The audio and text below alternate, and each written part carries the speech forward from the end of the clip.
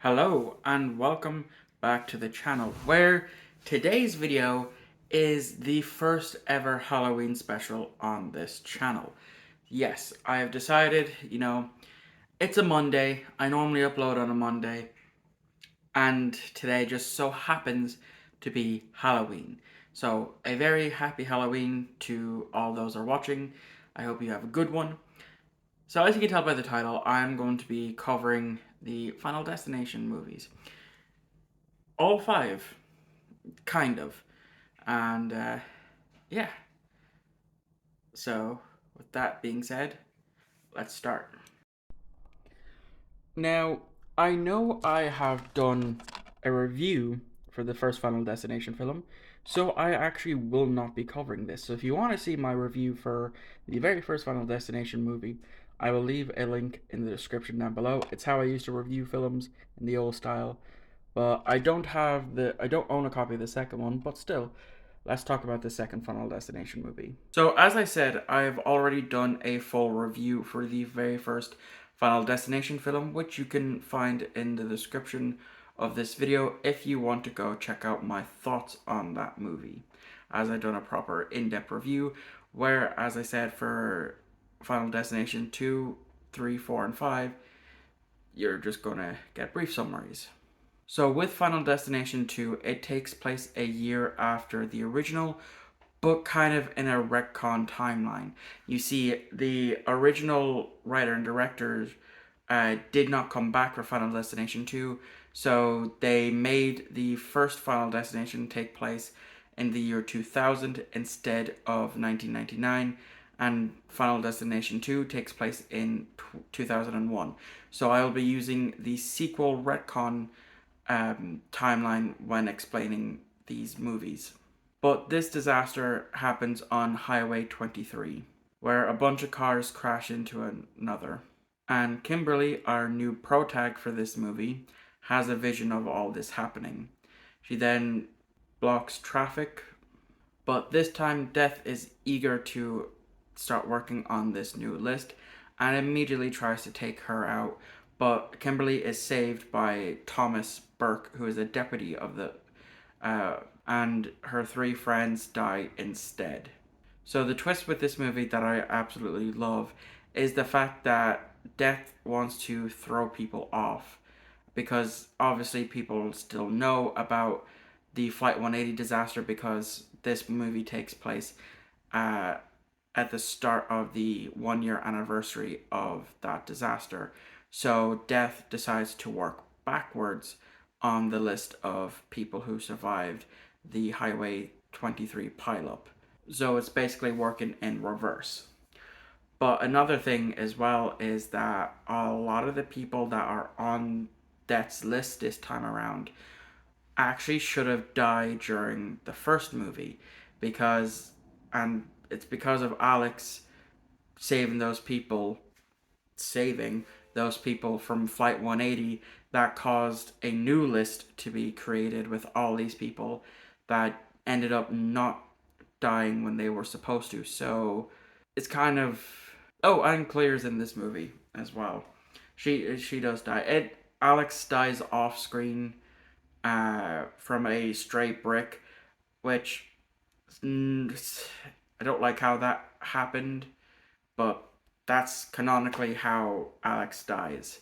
But in the end, both Kimberly and Thomas are the only survivors. Kind of. We don't know if they die or not. There is mention of it in another movie, but it's widely debated on if it's canon or not that they ended up dying. So they could have survived, they could not have survived. It's completely up in the air. Okay, so with talking about the second one, of course, we are going to be moving on to my personal favorite, Final Destination 3. Now, with Final Destination 3, on the 5th anniversary of Flight 180, since as I said I'm going with the dates from the sequel movie, Wendy has a vision of a roller coaster disaster and saves some of her classmates from getting killed. But like before, Death comes around for the survivors. I bet Death is getting sick of this at this point. After some people get killed, Wendy, while looking at the photo she took, notices that they are actually clues as to how the survivors are going to get killed. And by the end of the movie, only 3 people survive. For now. That is, the last 3 die in a subway crash, or so we think. We don't actually find out, but let's assume that they did, since they couldn't get out of the train. Alright, now that we've covered the third Final Destination film, let's cover the Final Destination. The weird stepchild of the 5 Final Destination movies. So now we're on to Final Destination 4. This one takes place in 2009 at a racing event. I don't know if it's NASCAR or not. I'm not big into these things, so I have little knowledge. But essentially, big car pileup, like with the second one, except it's a vision where this time the main protagonist has it. He then tries to warn people. It starts a fight, and they get out. But death is working a little different this time, as it starts straight away with killing one of these survivors with a stray tire. Yeah, that's how one of them goes. Death of course gets everyone in brutal ways, and the main protag saves himself, his girlfriend or ex-girlfriend, I can't remember which, as well as another person from dying in a cinema explosion. And in the end, they all die through a runaway truck that crashes into a cafe, killing all 3 of them. It's a very forgetful movie. It's not the best out of the 5 movies. It's actually the worst of the 5 movies. But it's canon, and it's actually where we are currently in the Final Destination timeline, where it starts in 2000 and ends in 2009. What do I mean by that? Well, let's talk about Final Destination 5 and the fact that it's a prequel to the first one. Alright, now that we've covered the 4th Final Destination, the only one left to talk about is Final Destination 5. And lastly is Final Destination 5, where in this one, the main protag saves a few people from a collapsing bridge. And then at a funeral for those who did not make it, they run into William Bloodworth, who is currently working out a new theory where if you kill someone before they're supposed to die, their remaining lifespan gets added onto your own. It's not proven in this, as the person who does kill someone, well, he dies 2 days later. So it's not really a proven theory, but maybe they'll cover that in Final Destination 6. Anyway, the 2 of the 3 survivors ends up on a flight, and as they're getting ready to relax, they see a few people being dragged off of the plane, and it turns out that the plane that they're on is Flight 180. Yes, the twist ending is that they have died on Flight 180, and it's a prequel that takes place a few months before Final Destination 1. So now that I've briefly covered the movies, as there really isn't much to talk about other than, there being a premonition, people survive, they then die in brutal ways. Just really not much to talk about with these movies. But the story doesn't just end in 2009. There are actually spin-off material that is technically canon to the Final Destination timeline. These are books and comics that were released, obviously, in between the Final Destination movies. And some do have dates where one of the books, which name is escaping me at the moment, takes place around the same time as Final Destination 3 does in 2005. Now, I did not know these existed until I randomly stumbled upon a video that went into detail of the Final Destination timeline. And I will leave a link to that video, obviously, in the description for you to go check it out. But with this, I'm only going to be covering a few of my favorites. And the first one that has what is affectionately referred to as the Flight 180 phenomenon, actually takes place in 1889 when a young girl saves 7 people from a building that was about to go up in flames through a gas pipe. Obviously, they all die, but still, it's nice to know that. Not nice. It's interesting to know that the Final Destination series has a timeline that starts as far back as 1889 that we know of.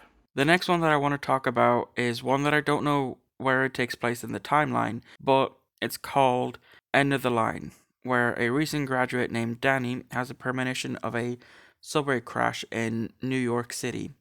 Some survive, but death reclaims them, with deaths that include being crushed by a bathtub that falls from the floor above, which we do see in one of the movies, someone getting impaled by the horns of a gazelle, another one falling onto a wine corkscrew, and etc. etc.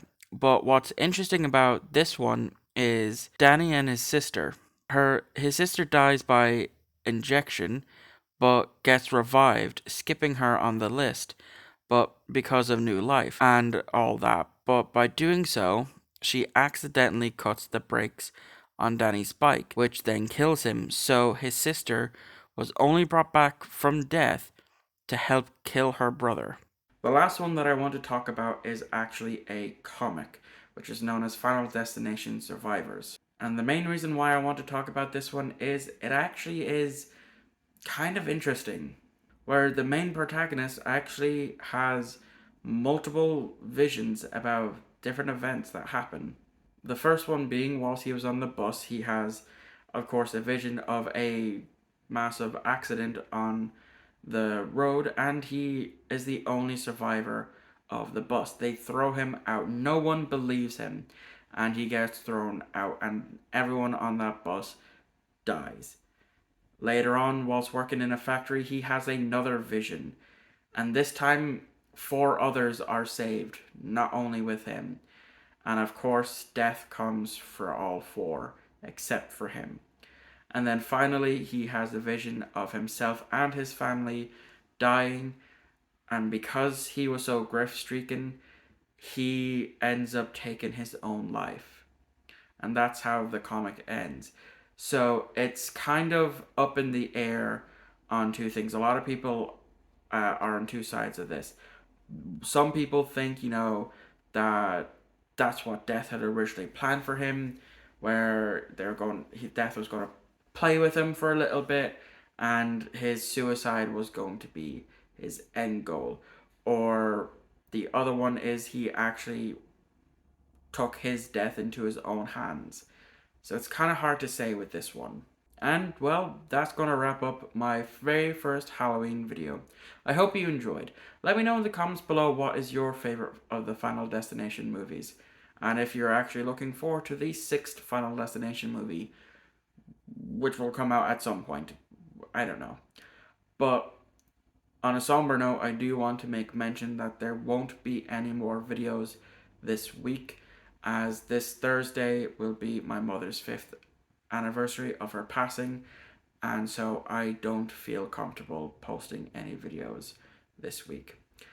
So videos will resume on the following week, so next week, and yeah, I'll see you all next week for another brand new video. Thank you all for watching. I hope you enjoyed.